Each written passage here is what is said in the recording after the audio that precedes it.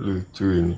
Loh, benar Karena Bang. nggak Kalau membawa yang tertulis di bahasa kitab ini aslinya. Bang, ayatnya ini yang kami percayai Bang, Yesus itu memang berangkat ke sorga, kembali ke tempatnya, ke tahtanya.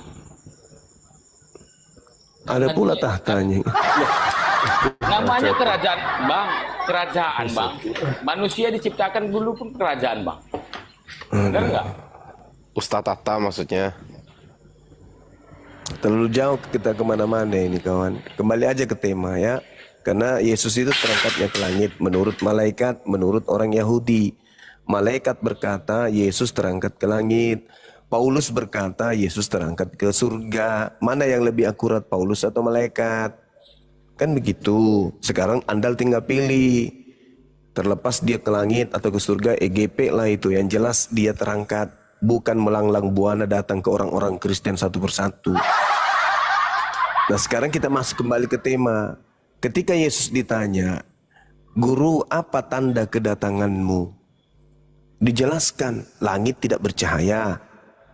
Bulan, matahari menjadi gelap. Bulan tidak bercahaya. Bintang-bintang jatuh ke langit. Itu tanda kedatanganku. Berarti kalau ada selain daripada itu mengaku dengan mulutnya, akulah Yesus, jangan kau percaya. Itu ucapan Yesus sendiri. Anda-anda ini semua diduga sebagai korban dari oknum yang mengaku Yesus Kristus tadi. Jadi oke lah Bang. Abang meyakini kalau Yesus ini naik ke surga.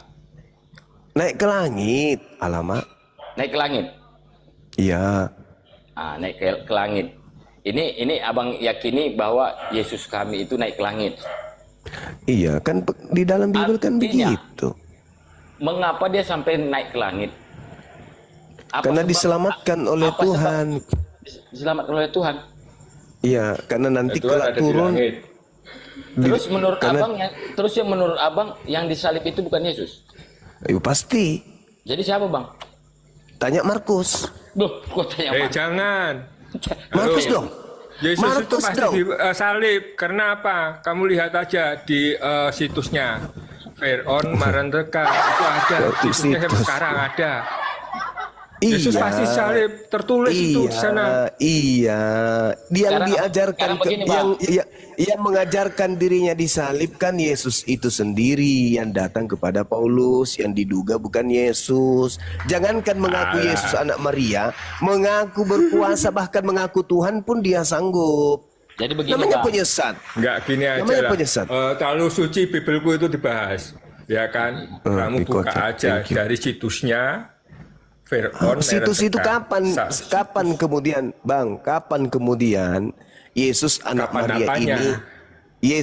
Maria ini mengatakan dirinya sebagai orang terkutuk? Itu kapan? Sedangkan yang disalib ini adalah orang terkutuk.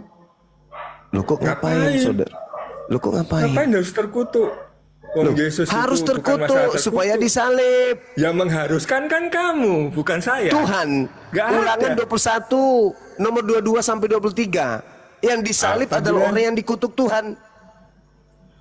Yesus dikutuk sama Tuhan nggak? Yesus dikutuk sama Tuhan nggak? Ngapain? Nah, kalau iblis dikutuk sama Tuhan nggak? Saya tanya, sekarang iblis apakah takut sama Tuhan? Yesus dikutuk sama Tuhan nggak? Enggak. Iblis dikutuk sama Tuhan nggak? Sekarang begini Bang. Enggak juga. Sekarang. Tanya di Markus. Cobalah bicara itu jangan ini, jangan menyek-menyek. Saya mau tahu datanya. Abang tadi berbicara tanya Markus kan begitu. Yes, Markus 16 nomor 12. Dan Yesus menampakkan diri kepada kedua muridnya dalam rupa yang lain. Pertanyaan saya, dari mana Markus tahu kalau itu adalah Yesus dalam rupa yang lain? Rupa yang lain maksudnya? Rupa yang lain maksudnya gimana? Tanya Markus, dari mana Markus tahu kalau yang datang keluar dari kubur sudah itu mati, mau gimana? Nah, Markusnya sudah mati, berarti kita kehilangan narasumber. Markus mengatakan kalau dia mau tahu narasumbernya ya di Fir'aun Marandeka itu ada situsnya. Ya, baca saja. Markus berkata, Yesus menampakkan kepada dua orang muridnya dalam rupa yang lain. Jadi berarti dengar dulu Bang. Begini lagi, begini. Daripada arti bahasa rupa yang lain ini Bang. Ya. Itu udah pasti beda Bang. Yang Ya namanya beda. Sekarang permasalahannya dari mana Markus tahu kalau itu Yesus? Sekarang begini Bang. Historinya Bang, Yesus itu disalib Bang. Pertanyaan saya dari iman. Dengar dulu Bang. Yesus disalib pastinya dia keadaan bukan seperti manusia yang seperti kita ini, pastinya ya yang tadi berlumuran darah, kan begitu Bang? Mati Minja. Yang saya tanya dari mana Markus tahu kalau itu Yesus? Itu hanya dulu.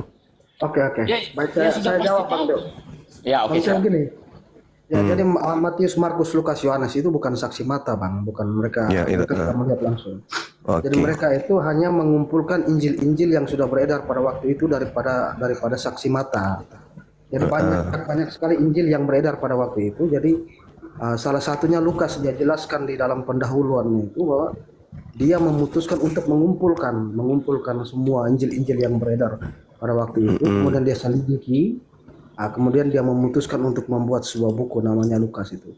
Jadi Lukas itu bukan saksi mata langsung, tetapi dia hanya mengumpulkan Injil-Injil yang beredar pada waktu itu. Kemudian dia seleksi, dia filter yang mana yang pas, yang tidak cocok dibuang. Kemudian dia memutuskan untuk membuat sebuah buku. Nah, dia jelaskan di pendahuluannya. Nah, betul itu. Nah, pertanyaannya dari mana Markus tahu kalau itu adalah Yesus? Ya dari Injil yang ditulis oleh saksi mata itu yang dia kumpulkan. Iya, dari mana kemudian Markus tahu kalau itu adalah Yesus? Sedangkan saksi mata tidak ada melihat Yesus keluar dari kubur. Ada nggak murid Yesus melihat Yesus keluar dari kubur? Ada nggak? Nggak ada. Yang keluar dari kubur menurut Yesus di dalam Matius 12 itu adalah iblis yang dilemparkan di dalam Yohanes 12 nomor 31. 31, sorry. Itu Bang. Coba Anda lihat di dalam pengakuan Yesusnya, apa yang dikatakan?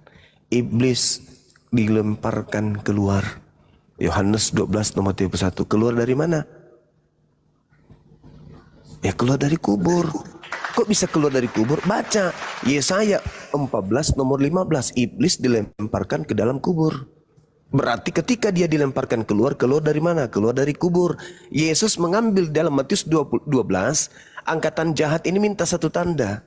Dan tidak diberikan tanda kecuali anak manusia keluar dari kubur pada hari ketiga. Itu tanda untuk angkatan jahat. Sedangkan murid-muridnya di Lukas 24 nomor 44. Nomor 9, nomor 10, 11 sampai ke 12, murid-muridnya tidak percaya kalau gurunya itu kalau ada kebangkitan pada hari ketiga. Murid yang asli tidak percaya. Malah menganggapnya itu omong kosong. Iya, pada awalnya begitu, semua ragu apakah benar ini Yesus atau bukan, karena dia pun sudah mati. Sekarang andai saja Yesus memberitakan kepada muridnya tanda-tanda angkatan jahat ini ada pada murid Yesus akan percaya. Kalau Anda mengatakan bahwasanya iya memang awalnya tidak percaya, nanti lama-lama kepada ingat Bang, di dalam nasihat Yesus agar muridnya waspada, apa dikatakan oleh Yesus? Sebab Kristus palsu dan rasul palsu atau nabi palsu akan datang menyesatkan orang-orang pilihan juga. Artinya apa? Menyesatkan 12 murid juga ketika penyesat itu muncul mengaku Yesus Kristus. Itu kata Yesus dalam Matius 24 nomor 24. Di dalam Yohanes 6 nomor 70, apa kata Yesus? Bukankah aku yang memilih kalian yang 12? Berarti murid pilihan ini yang 12 orang ini. Dan Yesus mengatakan Kristus palsu akan menyesatkan orang pilihan. Artinya murid-murid asli. Jadi kalau ada murid Yesus kemudian lari dari ajaran Yesus itu karena sudah disesatkan oleh Yesus yang diduga palsu tersebut. Kristus palsu di sini siapa? Orang-orang pilihan di sini siapa? Orang-orang pilihan murid-murid Yesus lah. Yohanes 6 nomor 12. Bukankah kalian yang 12 orang ini aku yang memilih, tapi satu di antaramu adalah iblis. Iya, Kristus palsunya siapa? Kalau orang-orang pilihannya Kristus palsu itulah yang datang mengaku akulah Yesus. Tetapi itu kan Paulus yang bertemu suara itu kan. Nah itu dia. Jadi makanya Paulus makanya murid-muridnya. Kenapa? Tapi kalau Kristus palsu kan tidak menyesatkan murid-muridnya, kan bahasanya tadi. Kristus palsu ini menyesatkan murid Yesus. Jadi Matius 24 nomor 24. Bang Juma. Itu kalau kisah yang pertemuan itu Paulus yang bertemu bukan murid-muridnya. Jadi yang disesatkan Paulus kalau. Jadi yang bertemu di dalam Matius 28 nomor 18 itu siapa? Matius kan katanya. Kepada aku telah diberi kuasa baik di langit maupun di bumi. Itu kan sosok itu datang kepada Matius. Sedangkan iblis di dalam Lukas 4 nomor 6 mengaku kepada aku telah diberi kuasa. Berarti yang mengaku diberi kuasa iblis kan? Berarti yang datang kepada Lukas diduga iblis, karena Yesus tidak pernah mengaku kepada aku telah diberi kuasa. Enggak, Yesus hanya mengatakan aku tidak bisa berbuat apa-apa dari diriku sendiri. Kok tiba-tiba keluar dari kubur kepada aku telah diberi kuasa? Padahal yang mengaku telah diberi kuasa di bumi adalah iblis. Bahkan Yesus mengatakan penguasa dunia ini adalah iblis. Yohanes 12 nomor 31. Berarti yang mengaku tadi kepada aku telah diberi kuasa itu siapa? Itulah yang datang kepada murid-murid pilihan, menyesatkan murid-murid yang lain juga. Kata Yesus bukan kata saya. Begini. Paulus dengan Markus, Matius dan lain-lain itu kan tidak bertemu langsung. Jadi abang jangan bertanya bahwa kapan Yesus atau Matius mendengar perkataan Yesus, itu kan tidak bisa begitu. Jadi Matius 28 itu siapa yang berbicara kepada Matius itu, Bang? Itu para murid yang menjadi saksinya pada waktu dia terangkat. Itu yang menulis. Pertanyaan saya bukan itu. Pertanyaan saya, yang datang kepada Matius di Matius 28 mengaku diberi kuasa itu siapa? Tidak ada yang datang kepada Matius. Matius hanya mencatat ulang saja, merapikan saja tulisan-tulisan para saksi. Matiusnya kemudian ketika didatangi oleh sosok yang mengaku kepada aku telah diberi kuasa, itu siapa? Itu pertanyaan saya. Itu Matius hanya menulis ulang saja, merapikan saja, Bang, dari Injil-Injil yang beredar pada waktu itu. Itu akan semakin melemahkan agama Kristen. Bukan, tidak melemahkan. Loh, bagaimana Anda tahu bahwa Injil yang lain salah, Injil ini yang benar? Apa tolak ukurnya? Dan siapa yang punya otoritas untuk menentukan itu? Karena empat penulis itu punya tulisan yang ceritanya hampir sama semua itu, Bang. Loh, saya tanya, siapa yang punya otoritas untuk membuktikan dan mengatakan ini benar, ini salah? Bukankah Filipus juga memberitakan Injil? Dan yang dipanggil oleh Yesus untuk bersama dengannya adalah Filipus. Sama-sama Filipus memberitakan Injil kerajaan Allah. Dan di Kisah Para Rasul 8, Lukas mencatat Filipus memberitakan Injil Yesus. Pertanyaan saya, mana Injil Yesus? Kenapa ditolak? Kenapa justru Paulus yang diterima tulisan-tulisannya? Kenapa justru Lukas yang diterima tulisannya? Sekarang begini, Bang Juma. Begini lagi. Saya tanya balik abang. Yesus itu, Bang, dia bukan membawa jadi penulis, Bang, bukan. Yesus itu bukan jadi penulis. Dengan begitu Anda meruntuhkan Bible. Tapi membawa Injil. Nah, Injil berarti dia nggak membawa. Injil itu adalah perbuatan-perbuatan yang artinya. Pintar. Dengan kata lain, Bible ini tidak ada legitimasi dari Yesus, betul? Betul dong. Salah. Loh, salah. Tadi katanya Yesus tidak membawa Injil. Injil adalah berita-berita perbuatan-perbuatan Yesus. Berarti buku Bible ini apa? Loh, memang berita, Bang. Ya, buku Bible ini apa? Yesus kenal nggak buku Bible ini? Sekarang begini, Bang. Sekarang begini dan begitu. Silakan. Yesus Silakan, Bang. itu, kedatangan Yesus itu selaku menjadi Mesias, Bang, datang ke dunia ini. Dia bukan jadi penulis, Bang. Memang bukan, dia penginjil, pengabar kepada Bani Israel. Titik. Jadi jangan abang paksakan dia penulis. Siapa yang memaksakan penulis? Yesus, Markus 1:14 pun dicatat, Yesus ke Galilea bersama dengan Filipus memberitakan Injil Allah. Bukan Injil Paulus, bukan Injil Lukas, bukan Injil Yohanes, Matius yang diajarkan, tapi Injil Allah. Mana Injil Allah itu? Bang, rasul-rasul itu, Bang, selaku saksi, Bang. Apa yang dilakukan Yesus itu, Bang, ditulis oleh rasul-rasul, Bang, murid-muridnya, Bang. Siapa itu rasul yang Anda maksud siapa? Oh, banyak, Bang, yang 12 rasul paling tidak itu yang pasti. Iya, oke. Yang ada nggak di antara penulis Bible? Ya mereka itulah, Bang. Mereka siapa? Pak Bom, Erben, RK, Edis, itu maksud Anda? Ya kita bilang lah di ayat Markus, ya pastinya ya Markus. Di mana Markus bertemu dengan Yesus, abangku? Markus itu asisten Paulus, sedangkan Paulus sendiri tidak pernah bertemu dengan Yesus, kecuali yang diduga penyesat tadi. Ya, Bang Teo nanti baca pendahuluannya Lukas itu dijelaskan cukup jelas sana. Jadi Lukas itu bukan murid-muridnya Yesus. Betul. Oh ya. Dia hanya merapikan, dia hanya melakukan penyelidikan dari Injil-Injil yang beredar. Lalu menyusun kembali. Itu pun diperuntukkan untuk seorang kaisar bernama Theophilus. Bukan kaisar, Theophilus itu apa? Sahabat Tuhan. Dia menyapa pembacanya dengan sahabat Tuhan. Theo itu kan Tuhan, Philus itu sahabat, jadi sahabat Tuhan. Tapi dia secara histori itu oknum, dia raja, dia kaisar. Nah, ada itu sapaan kepada pembaca itu. Oh, terserahlah. Terjemahkan lagi namanya orang gitu.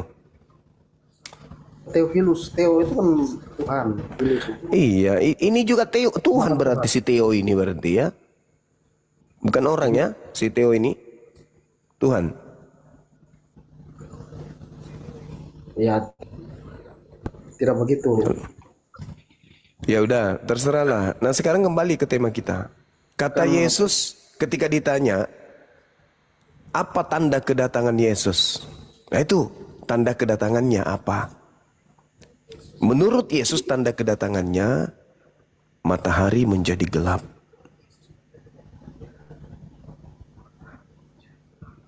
Ketika ada sosok datang kepada Paulus, apakah bintang-bintang di langit jatuh? Tidak. Maka Yesus mengatakan, jangan kau percaya. Kan itu kuncinya. Karena kedatanganku diikuti oleh tanda-tanda ini. Nah sekarang ketika ada sosok datang mengaku Yesus kepada Paulus, kata Yesus, jangan kamu percaya. Tapi ucapan pelarangan Yesus ini tidak berlaku kepada Paulus dan Kristen. Ini hanya berlaku kepada Bani Israel, murid-muridnya. Wahai muridku, ketika ada yang datang mengaku Yesus Kristus, jangan kau percaya. Sebab dia penyesat yang akan menyesatkan banyak orang. Murid-murid mendengarkan nasihat itu. Sehingga ketika Paulus datang membawa kabar, Paulus sendiri mengatakan di dalam Galatia 1 nomor 15, aku diutus menjadi rasul bagi orang non-Yahudi. Sehingga Paulus tidak laku ajarannya di Yahudi. Nah, sayangnya orang-orang di luar Yahudi, Yesus tidak pernah memberikan pesan, wahai non-Yahudi, orang-orang bersunat, orang Indonesia, dengarkan. Apabila ada orang datang kepadamu mengaku Yesus, jangan kau percaya. Tak ada nasihat itu. Jadi kalau hari ini saudara Kristen saya percaya kepada Yesus yang datang kepada Paulus, yang diduga Yesus palsu, silakan aja, sah-sah saja. Karena yang diperintahkan Yesus untuk waspada hanya muridnya Bani Israel. Anda mau percaya kepada Yesus yang datang kepada Paulus, silakan. Silakan Anda berpelukan, silakan Anda kongko-kongko. Tidak ada masalah. Itu iman saudara. Kita hanya berbicara ranah teologinya saja. Apakah kemudian Yesus berkata, waspadalah kepada Yesus palsu? Iya. Di mana dalilnya? Matius 24, nomor 4, nomor 5. Nomor 23, 24, 25, 26. Waspadalah kepada Yesus palsu. Sebab kalau aku yang datang, aku dibarengi dengan tanda-tanda. Jadi saya mau tanya bang, kalau menurut abang, Bang Juma ini Yesus yang asli itu bagaimana dia, Pak? Yesus yang asli itu kan hanya untuk Bani Israel. Aku diutus hanya kepada domba yang hilang dari umat Israel. Satu poin, di dalam Yohanes 17 nomor 8, segala firman yang engkau berikan kepadaku, telah aku berikan kepada muridku, dan muridku telah menerimanya, dan muridku percaya dan tahu bahwa engkaulah yang telah mengutus aku. Murid-murid Yesus endingnya setelah menerima pengajaran Yesus selama 3 tahun, hanya mendudukkan Yesus sebagai Rasulullah, utusan Allah, utusan Tuhan. Kristen beda. Jadi begini bang, saya mau tanya juga, Kristen beda. Enggak, bukan begini, Rasul, Bang. tapi Bentar, Tuhan. Bang. Jadi begini bang. Itu saudara. Ya, silakan. Jadi menurut Bang Juma, abang percaya dengan Yesus? Saya membaca Bible. Kalau yang saya percaya itu Nabi Isa alaihi salam. Wa isqala Isa bin Maryam, ya bani Israel, inni rasulullahi ilaikum. Wahai bani Israel, aku adalah rasul untuk kalian. Jadi begini, saya percaya bang, itu. Jadi begini saya bang, percaya. Abang, saya mau ngikutin apa bang? Kemauan abang aja. Silakan, silakan saudara Theo. Artinya Yesus yang kalian anggap Isa itu lahirnya di mana, Bang? Kalau Nabi Isa itu pasti lahirnya di tengah-tengah kaumnya Bani Israel. Nggak ada sangkut pautnya dengan Yesus. Yesus itu di Anda, bukan di saya. Saya Nabi Isa. Anda Yesus. Nabi Isa dikatakan diangkat, ada yang menggantikan. Yesus mengatakan dia terangkat dan ada yang menggantikan, yaitu Yesus palsu. Dan yang datang kepada Paulus diduga itulah palsu. Oke bang, saya ikuti bahasa bang. Yesus di bangsa Yahudi ini namanya Yesus gitu.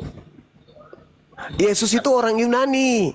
Yesus dikenal dalam bahasa Aram atau bahasa Ibrani Yosua. Dalam bahasa Aram Isa, dalam bahasa Arab Isa. Yesus itu kelompok luar. Karena keturunan Abraham itu memiliki 3 bahasa serumpun. Ibrani, Aram, Arab. Bahasa Yunani di luar, itu bahasa yang digunakan oleh penjajah pada masa itu. Jadi tidak mungkin seorang yang dijajah memberikan nama kepada anaknya dengan nama penjajah. Contoh, kita dijajah Belanda, siang hari kita dibom, siang hari kita dihujani dengan peluru oleh yang bernama misalnya Peter Marten. Nah, kemudian anak kita lahir pada saat kita dijajah. Masa anak kita Peter Marten? Samalah itu Maria dalam keadaan terjajah oleh Yunani, Romawi pada saat itu. Masa anaknya menjadi Yesus? Nama yang benarnya itu Yesua, Isa.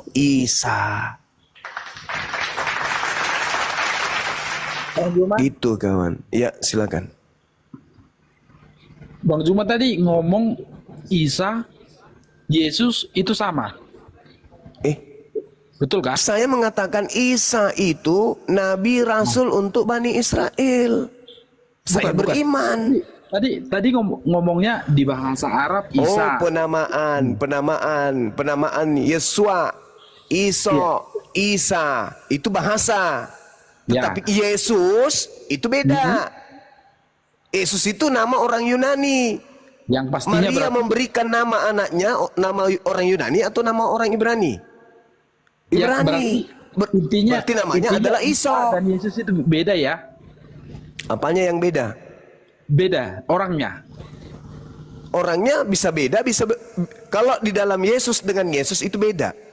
Yesus dengan Yesus aja beda, 2 oknum. Bukan. Yang saya tanyakan, Yesus di Alkitab kan? Isa di Al-Quran, betul? Yes. Beda ya? Ya. Ya, saya mengatakan Nabi Isa itu utusan Allah untuk Bani Israel, lahir tanpa ayah, menerima hikmat Injil, dan dia adalah hamba Allah. Yesus siapa Yesus? Menurut Anda? Anak Allah. Nah, bukan anak Maria. Anak Allah yang difirmankan ke Maria. Jadi bukan anak Maria. Mulai ngaco lagi nih. Anak Allah. Nama kamu. Dia anak Allah, saudara. Saudara, dengarkan dulu. Kalau orang Yahudi menyebut diri mereka sebagai anak Elohim atau anak Eloa, itu merujuk kepada hamba Tuhan. Makanya Yesus disebut di dalam Kisah Para Rasul 4 nomor 30, Yesus adalah hamba Tuhan. Hamba Tuhan. Dialah yang membangkitkan hambanya. Yesus itu hamba. Yesus adalah hamba yang suci, yang kudus. Yesus adalah hamba. Makanya di dalam Amsal 3 nomor 11 nomor 12, orang Yahudi disebut anak-anak Elohim karena mereka dengan setia mendengarkan didikan Elohim seperti ayah yang sedang mendidik anak-anaknya. Tuh. Jangan Anda salah pahami, anak Tuhan artinya Tuhan. Enggak, anak Tuhan, anak Elohim bagi Bani Israel adalah hamba yang suci. Atau dalam Islam adalah kekasih-kekasih Allah, orang yang intim dengan Tuhan. Jadi begini Bang Juma. Kamu itu sebentar, sudah. Iya, lanjut.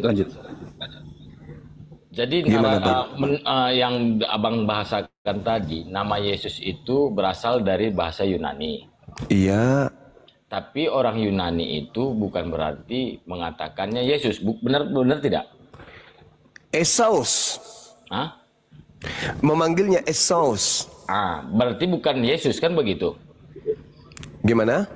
Bukan berarti mereka mengejakan namanya, bukan berarti Yesus kan? Bukan begitu kan? Yesus itu sebutan kita di Indonesia kan?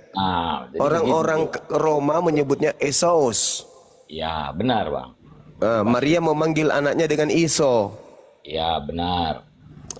Orang Arab menyebutnya Isa. Nama Yesus ini yang artinya kalau di bahasa Yunani, yang Abang bilang tadi, Tesos apa atau bagaimana Bang? Esos. Ya, Esos. Ya. Jadi ini kan bisa dibilang Bang, ini kan mereka menyebutkannya. Tapi kalau Yesus mereka tidak tahu Yesus, tapi yang mereka tahu itu kan Esos. Sama seperti orang orang Israel, bangsa Yahudi, orang Ibrani, dia memanggil Yesus itu Yesua. Ya. Jadi bukan berarti Yesus ini berasal dari orang Yunani, Bang. Iya, cocok sama seperti Isa, bukan berarti itu adalah orang Arab. Loh, gimana sih? Yang saya tanyakan tadi, Bang, Yesus ini dia bangsa apa, Bang? Bani Israel. Bani Israel. Jadi, Yesus, kalau Yesus Bani apa, Bang? Benar, Bani Israel. Bani Israel. Benar. Jadi bedanya kita, Bang. Ya. Yesus bagi Anda Bani Israel, tapi untuk Anda. Kalau kami Isa, Bani Israel untuk Bani Israel. Sedangkan kalau kita lihat di dalam data Bible, Yesus satu untuk Bani Israel. Yesus yang satu untuk seluruh manusia. Pergilah ke seluruh bangsa, jadikanlah seluruh bangsa menjadi muridku. Itu bukan Yesus anak Maria.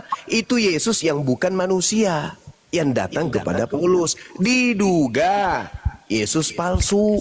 Jadi kalau menurut di Islam, Bang, Yesus itu Isa gitu, Bang? Menurut kami, Nabi yang datang kepada Bani Israel itu Isa. Bukan Yesus, bukan? Menurut saudara, Yesus. Jadi menurut orang Yunani? Menurut orang Yunani, Yesus. Menurut orang Yahudi, Yesua. Loh, Yesua sama Yesus, apa bedanya, Bang? Penyebutannya. Begini Bang Juma. Dari sedangkan kalau Anda berbicara mengenai Yesus, Bang, Yesus itu ada dua. Di Islam Isa itu juga ada dua. Dalam arti kata orang yang diserupakan dengan Nabi Isa. Nabi Isa dengan orang yang diserupakan Nabi Isa ada dua. Nah di Bible Yesus itu juga ada dua. Yesus anak Maria dan Yesus palsu. Bang yang Jumat adalah penyesat. Itu abang buat narasi sendiri, Bang. Oh, jangan. Baca Matius 24 nomor 4 nomor 5 Anda baca. Bukan ada Bang yang namanya tertulis Yesus palsu, Bang.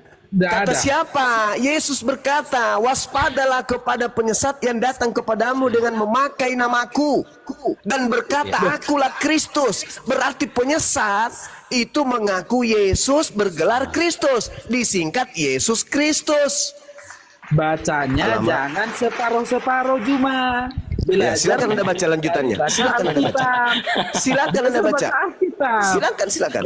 Ini aja. Yang lain diam, biarkan saudara Kreni silakan. Kamu kan Islam. Juma, kamu kan Islam. Sekarang gini, siapa kamu bilang tadi saya Kristen? Isa itu di agama Islam itu kan ada dua. Coba buatkan dalilnya. Dari mana dalilnya di Islam itu Isa ada dua? Oke, Al-Quran surah An-Nisa ayat 157. Itu dalilnya. Satu lagi, bacakan bahasa Indonesianya, bacakan. Oke, bahasa Indonesianya. Dan aku hukum juga mereka karena ucapan mereka yang berkata, sesungguhnya kami telah membunuh Isa yang mereka ejek dengan menamainya Rasulullah, padahal mereka tidak beriman kepadanya. Mereka mengatakan telah membunuh Isa, padahal mereka tidak membunuhnya dan tidak pula menyalibnya. Tetapi yang diserupakan dengan Isa itulah yang kemudian mereka bunuh, yang mereka salibkan. Itulah makanya tadi saya menyinggung Markus 16 nomor 2, Bang. Itu di Al-Quran ya? Iya, siapa bilang di Bible? Berarti di Al-Quran itu yang mengatakan begitu siapa? Allah Subhanahu wa taala yang menjadi saksi atas segala-galanya, ya.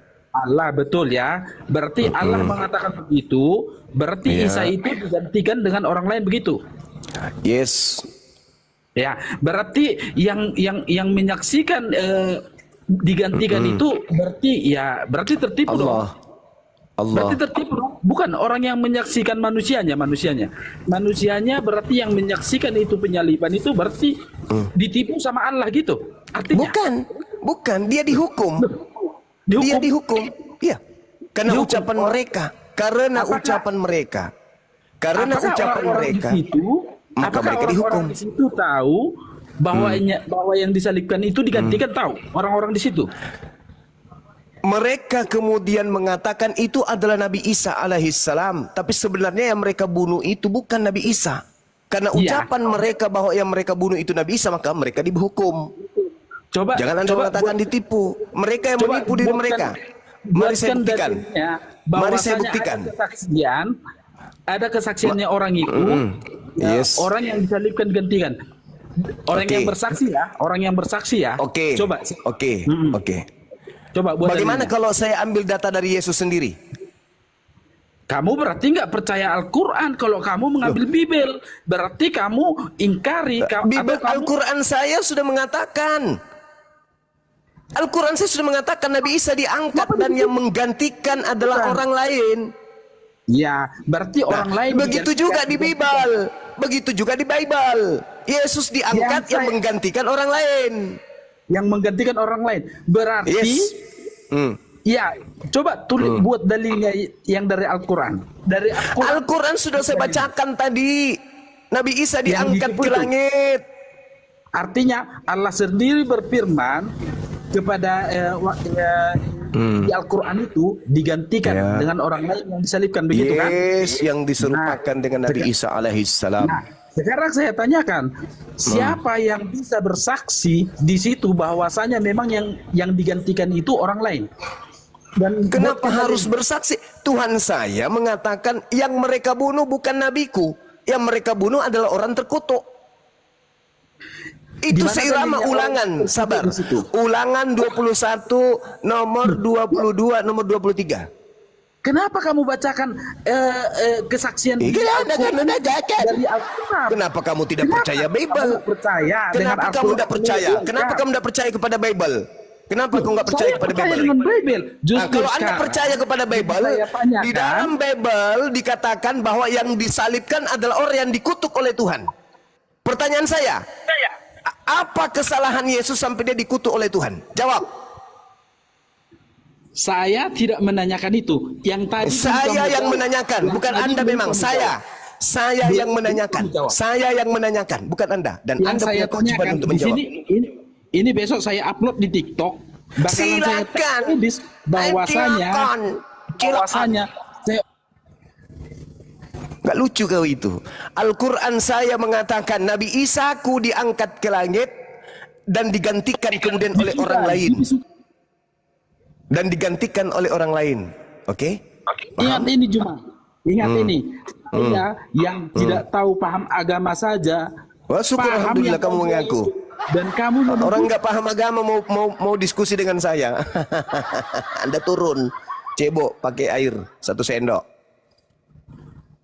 Dalilnya jelas. Nabi Isa diangkat ke langit.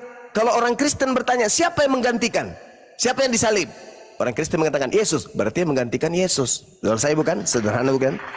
Bagi kami penyaliban terhadap orang suci itu tak ada. Yang disalib itu adalah orang yang menggantikannya. Di Kristen menurut Yesus yang menggantikan dia nih harus berdasar kepada apa yang tertulis tentang dia di dalam kitab-kitab sebelumnya.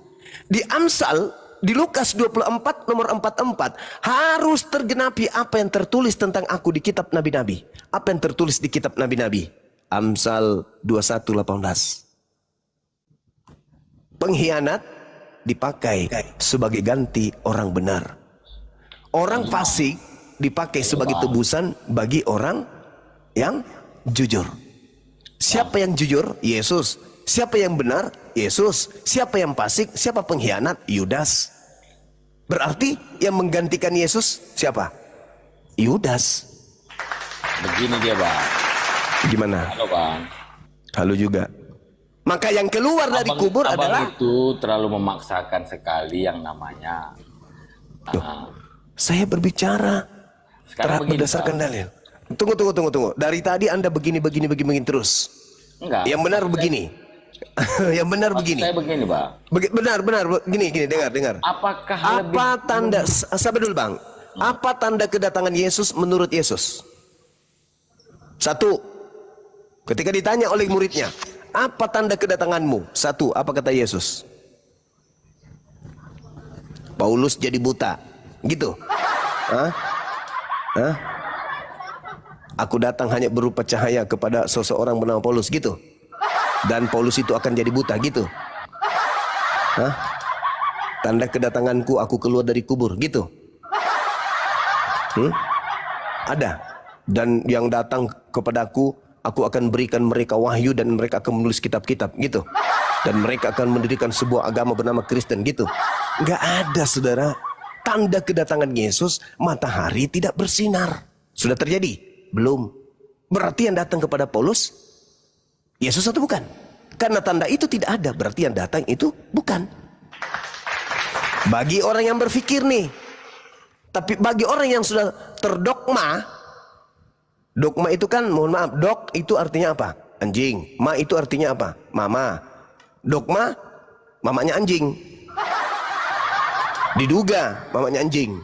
Nah, Yesus memang mengatakan di dalam Matius 15 nomor 24 bahwa ya dia diutus hanya untuk Bani Israel saja. Di luar Bani Israel adalah serigala. Jadi kalau dikatakan Anda beragama karena dogma, Anda beragama berdasarkan dengan asas.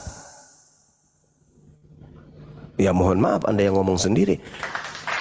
Kenapa saya katakan Anda itu terdogma? Sabar, kenapa Anda terdogma? Karena Yesus dengan terang, dan itu di kitab Anda, bukan di kitab lain. Di kitab Anda ditanya, Yesus guru, apa tanda kedatanganmu?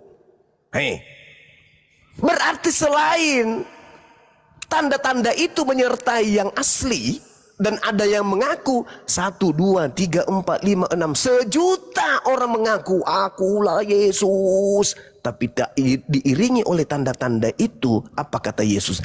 Jangan kau percaya Tapi Anda percaya, kenapa? Karena Anda terdogma. Sederhana bukan? Ya. Boleh silakan abang mau meyakini kami bahwa Syukran Bunda. Paulus itu adalah Yesus palsu.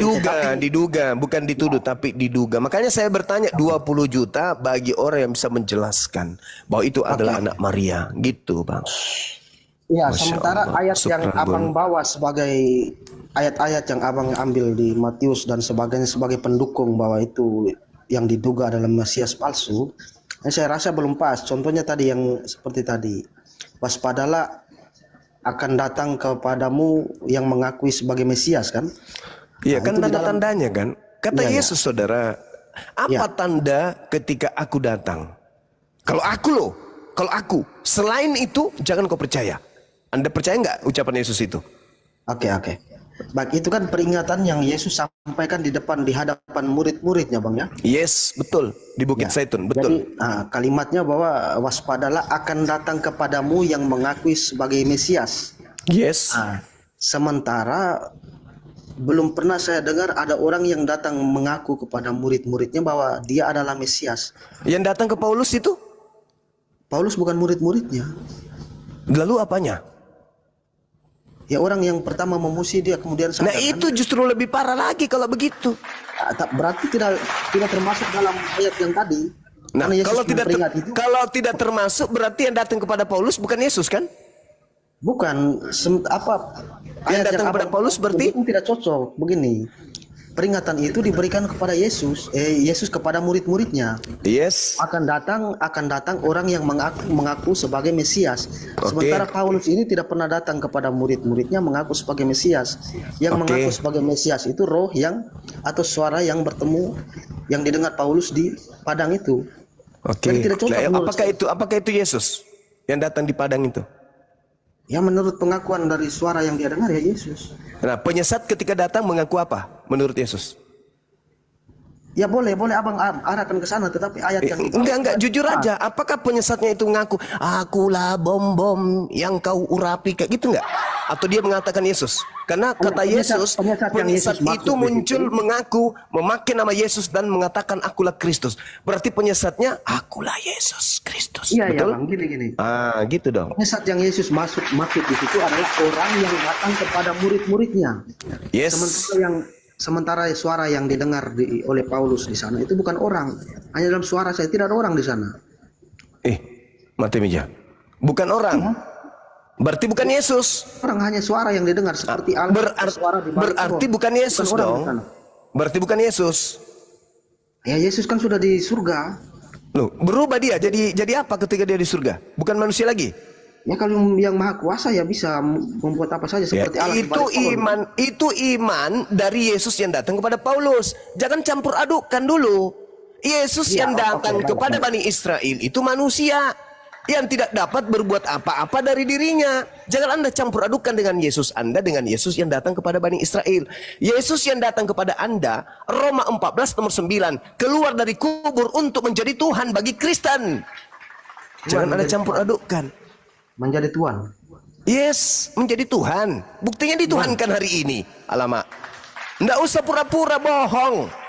Nggak usah pura-pura jadi Tuhan. Tapi ke gereja Tuhan Yesus yang ada. Aduh, udahlah saudara. Menjadi Tuhan. Tapi hari ini yang disembah oleh orang Kristen Tuhan atau Tuhan? Itu perubahan kata itu terjadi ketika perubahan kata. Tapi dia Tuhan nggak? Ya, Tuhan dalam artian penguasa. Itu dia, nggak usah bohong-bohong. Jujur aja, nggak usah pakai secara Paulus. Jujur aja, iya Tuhan memang. Bilang aja gitu. Kan sudah sering kita ribut tentang kata Tuhan dan Tuhan, Kurios dan Theos. Udah sering. Kami yang menyadarkan. Theos di situ nggak ada, yang ada itu Kurios, tapi tetap aja dipertahankan. Aku Tuhan, Yesus Tuhan. Yang merubah Tuhan jadi Tuhan itu bukan Paulus, itu Tuhan tidak benar itu. Yang merubah Tuhan jadi Tuhan itu seorang penerjemah Alkitab. Jadi kalau suratnya 1 Korintus 2 nomor 5 itu salah juga? Iya, Tuhan bahasa aslinya di situ. Enggak, Yesus itu disebut Esa juga oleh Paulus. Ya itu kepercayaan, tapi soal kita bahas soal kata Tuhan. Kok jadi berubah jadi kepercayaan? Ada ya, berapa yang esa menurut saudara? Ada berapa yang esa? Ya satu. Yesus mengatakan dua, Paulus mengatakan ada dua. Ya, itu Allah dan Tuhan di situ, bukan. Nah, iya, ada berapa yang esa? Satu bang, tetap satu. Tapi Yesus mengatakan di dalam di dalam kitab saudara ada dua yang esa. Ya, betul. Apa istilahnya kita mau jelaskan pakai bahasa apa itu perwakilan saja sebenarnya. Itu Allah itu kan tidak bisa kita jangkau, tidak terdefinisi kan bang ya. Jadi astagfirullahaladzim. Itu alasan karena memang akal Anda tidak bisa disetting oleh dogma Anda. Dogmanya mengatakan karena Allah itu esa dan esa pula dia yang menjadi pengantara antara Allah dan manusia, yaitu manusia Kristus Yesus. Ya, Yesus itu kalau saya bahasakan dengan bahasa saya sendiri bahwa dari semua manusia yang pernah hidup ini, Yesus itu pemimpin tertinggi dari umat manusia. Itu kalau pakai bahasa saya. Jadi Allah itu lain lagi. Yesus itu penguasa tertinggi dari kaum manusia. Yang segala yang hidup lah. Jadi dia yang urus kita di akhir zaman ini, dia semua bang. Bukan Allah. Siapa yang ngurus? Siapa yang ngurus kita? Hah? Yesus. Ya. Aduh, Anda lebih parah dari Paulus ternyata. Ya, Yesus mengatakan kalau ada yang mengaku, ada Yesus di sini, ada Yesus di sana. Anda mengatakan Yesus yang mengatur. Jangan kau percaya. Makanya saya tidak percaya kepada kalian. Tanda kedatanganku, kata Yesus, dibarengi dengan tanda-tanda tadi. Kok Anda susah menerima pengajaran Yesus? Kenapa sih? Susah kali kalian menerima. Yang turun di akhir zaman kan Yesus. Akhir zaman sebagai tanda kiamat, betul. Berarti yang datang kepada Paulus itu bukan Yesus. Sekarang bang, itu belum akhir zaman, jangan sambung ke situ, itu tidak ada kaitan. Astagfirullahaladzim. Kan Yesus ditanya, Guru, apa tanda kedatanganmu? Andai saja yang datang kepada Paulus itu benar-benar Yesus, maka abad pertama sudah kiamat. Cak Ayu. Karena kalau